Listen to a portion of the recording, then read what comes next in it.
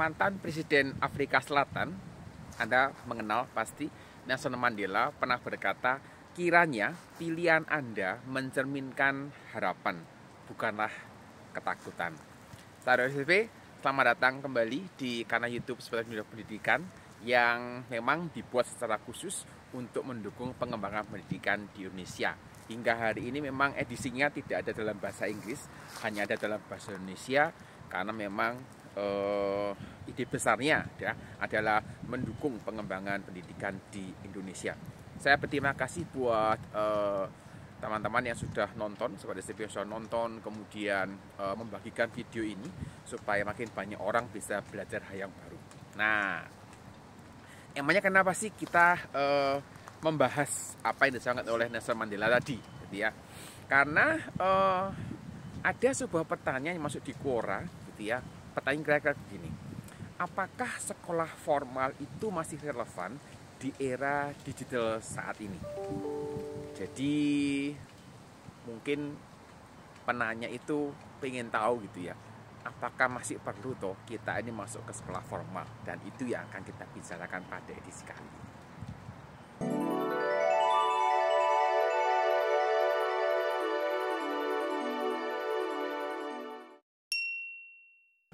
Berbicara tentang sekolah formal, saya tidak membatasi di dalam istilahnya sekolah itu mesti apa, SD, SMP, SMA, atau universitas. Tetapi saya memperluasnya itu menjadi dalam lingkup institusi pendidikan yang terdaftar. Jadi bisa jadi lembaga pelatihan gitu ya, atau semacam kursus tertentu. Jadi institusi pendidikan yang terdaftar dan diakui oleh pemerintah. Jadi ya tadi, kalau ada kursus gitu ya, ada lembaga pelatihan kerja industri misalnya, ini menjadi juga yang namanya sekolah. Dan ketika sebuah institusi ini adalah institusi yang terdaftar, diakui oleh pemerintah, maka institusi ini berhak mengeluarkan ijazah yang diakui. Dan setidaknya ijazah ini menunjukkan bukti kelulusan seseorang dari sebuah institusi yang diakui dan terdaftar. Kemudian ijazah ini juga setidaknya menunjukkan gitu ya, bahwa ada bukti terkait dengan penguasaan materi-materi terkait yang disampaikan di dalam proses belajar di dalam institusi yang tadi mengeluarkan ijazahnya. Jadi kalau misalnya ada yang memiliki sertifikat atau ijazah misalnya ngelas begitu, berarti dia ini mendapatkan ijazah atau sertifikat ini dari institusi yang memang memberikan materi-materi pelatihan seputar dunia las. Dan setidaknya itu menunjukkan bahwa yang bersangkutan sudah lulus memenuhi kualifikasi, kira-kira demikian. Ketika kita bicara tentang era digital saat ini, era di mana kita ini hidup di dalam dunia 01, komputer ada di mana-mana, komputer harganya sudah makin murah, ukuran makin kecil, makin powerful dibandingkan beberapa puluh tahun yang lalu, dan juga didukung dengan teknologi internet yang makin cepat dengan kapasitas bandwidth yang makin lebar gitu ya. Maka kemudian orang bertanya-tanya begitu, apakah di era digital saat ini gitu ya, sekolah formal itu masih relevan? Artinya belajar di institusi yang terdaftar dan diakui pemerintah itu masih cukup relevan. Dan bukankah dengan situasi era digital saat ini kita itu bisa belajar dari mana saja? Internet adalah salah satu sahabat terbaik dalam hal ini gitu ya. Dan ketika kita mengandalkan internet, sumber-sumber dari internet, dari berbagai macam platform video yang kita bisa berbagi, orang bisa mengumpulkan materi, kemudian belajar secara mandiri, atau di dalam istilah kerennya begitu, belajar secara otodidak.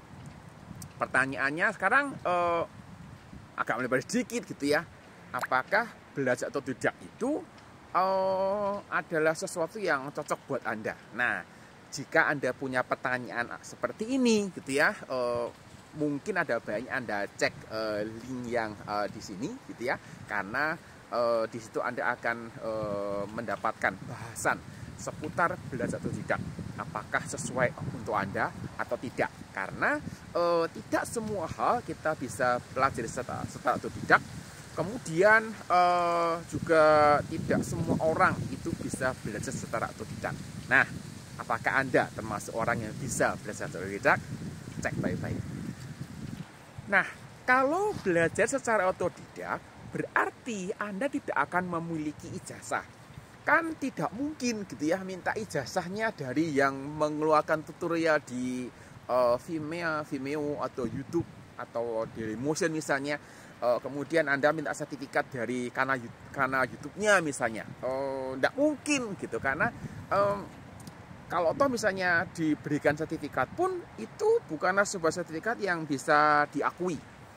Dan berita bagusnya adalah tidak semua pekerjaan itu memerlukan yang namanya ijazah. Memang ijazah ini diperlukan terkait dengan bukti kemampuan.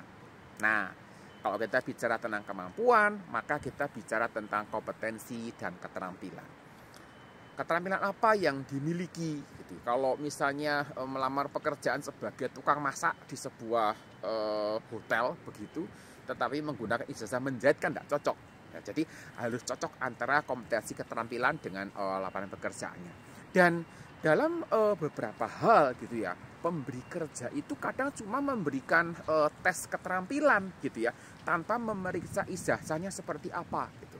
Karena buat pemberi kerja ada yang berpikir bahwa ijazah itu hanya sebuah bukti formalitas seperti itu, dan ijazah itu tidak benar-benar menunjukkan keterampilan dan kemampuan seseorang di dalam mengerjakan tugas dan pekerjaan yang mereka sediakan. Sehingga beberapa pemberi kerja cenderung gitu ya untuk memberikan tes keterampilan tanpa memeriksa lebih lanjut tentang ijazahnya tadi. Tadi saya menyampaikan bahwa tidak semua pekerjaan itu perlu ijazah sebagai bukti keterampilan atau kemampuan di dalam melakukan sesuatu.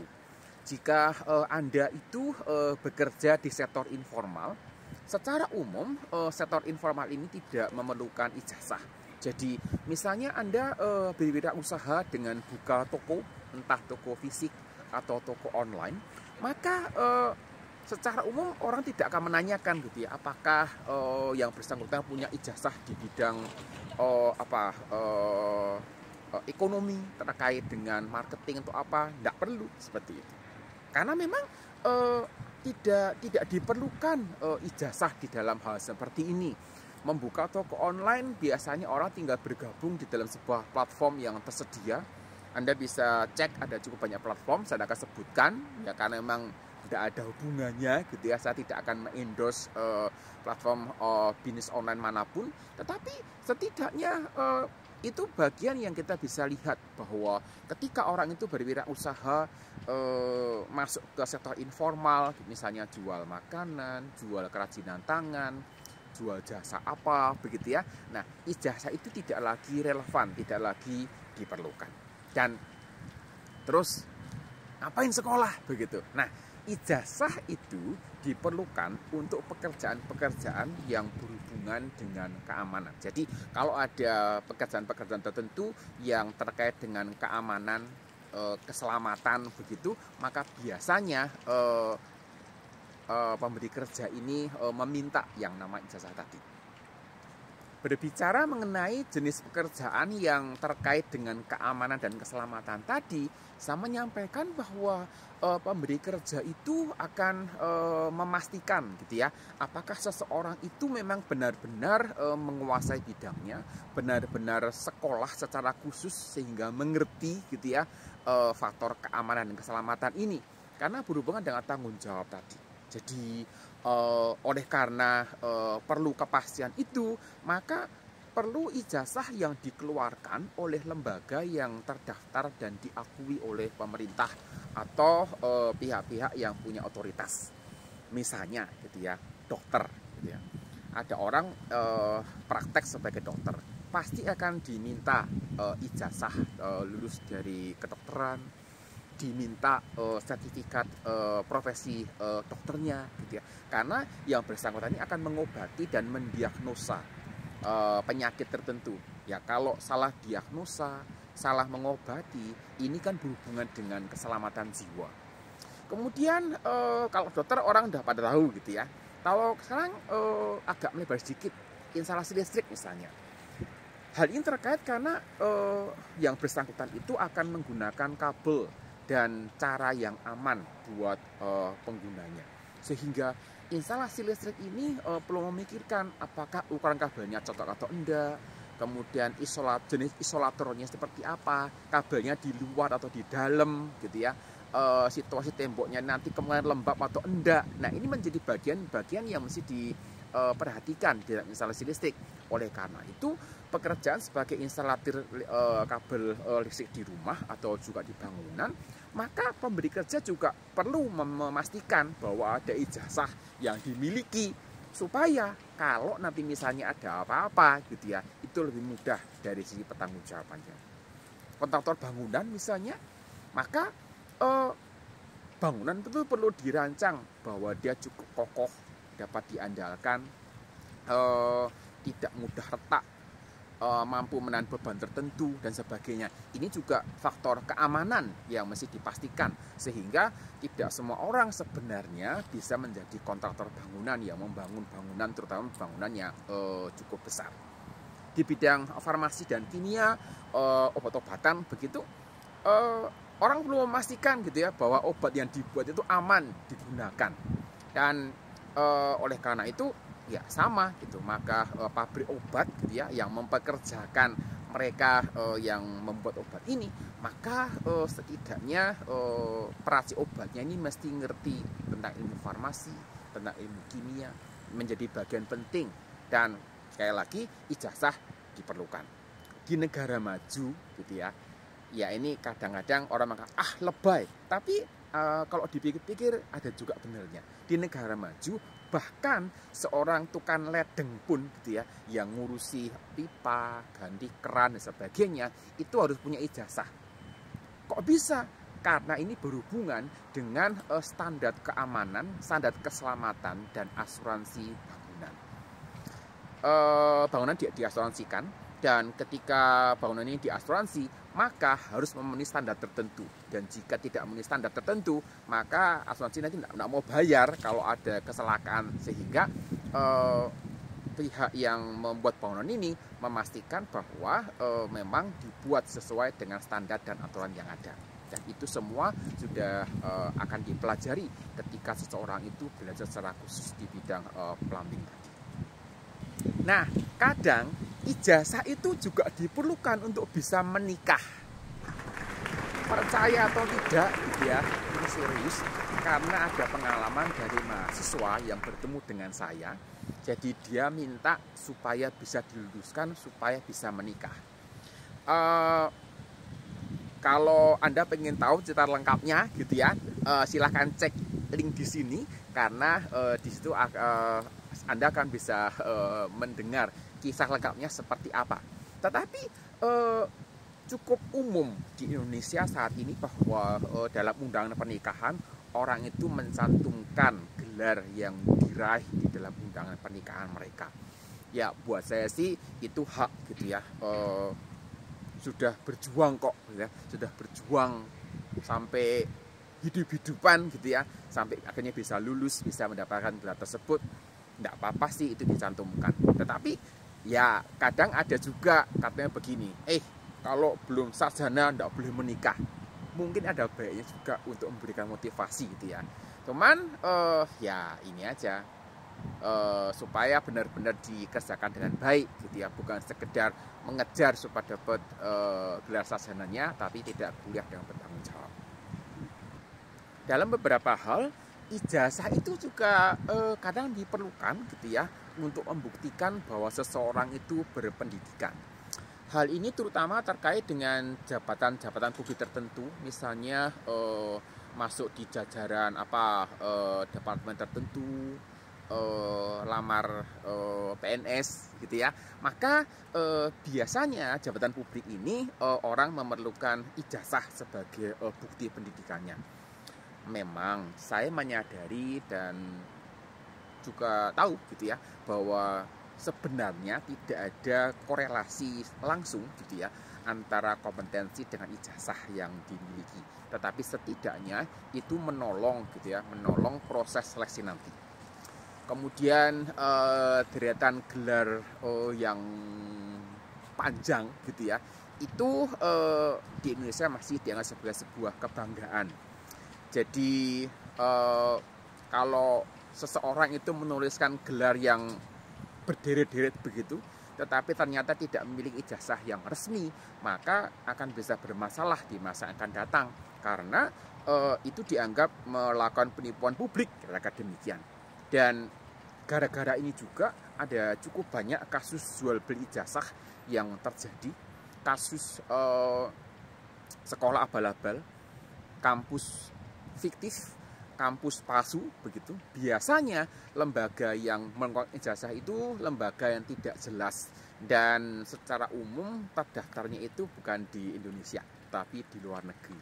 Jadi tidak mudah untuk diperiksa. Tapi sekarang ini dengan era internet saat ini cukup mudah memeriksa apakah sebuah institusi yang mengeluarkan ijazah tertentu itu adalah institusi yang resmi, institusi yang diakui oleh pemerintah setempat.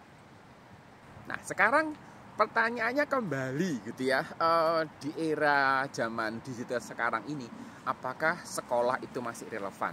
Kalau kita mau sedikit fokuskan gitu ya, mungkin pertanyaan gini, apakah di era digital ini gitu ya, kita ini masih perlu sekolah sehingga kita itu punya ijazah? Maka dari ulasan tidak saya sampaikan, jawabannya tergantung jenis pekerjaan apa yang ingin Anda tekuni. Jika Anda ingin menekuni sebuah pekerjaan yang memang mensyaratkan perluannya ijazah terkait dengan kompetensi, terkait keterampilan kerja, apalagi kalau pekerjaannya itu berhubungan dengan keamanan dan keselamatan orang lain gitu ya, ya berarti Anda perlu masuk ke sekolah formal walaupun sudah ada di era digital saat ini. Dan semuanya pasti akan dikembalikan pada kebutuhan Anda. Kebutuhan saya seperti apa, kebutuhan teman saya seperti apa, keluarga lain seperti apa gitu ya. Semua dikembalikan pada kebutuhan masing-masing. Sehingga mari kita bisa memilih dengan tepat gitu ya. Mari kita bisa menjalani peran dengan tepat, dan setidaknya melalui edisi ini kita mulai memikirkan gitu ya. Perlu enggak ya aku ini sekolah formal untuk mendapatkan ijazah yang resmi, dan ini menjadi bagian yang kita perlu pikirkan. Saya kira itu dulu yang bisa saya sampaikan pada edisi kali ini. Kita jumpa lagi di topik yang berbeda, teman yang berbeda. Sampai jumpa.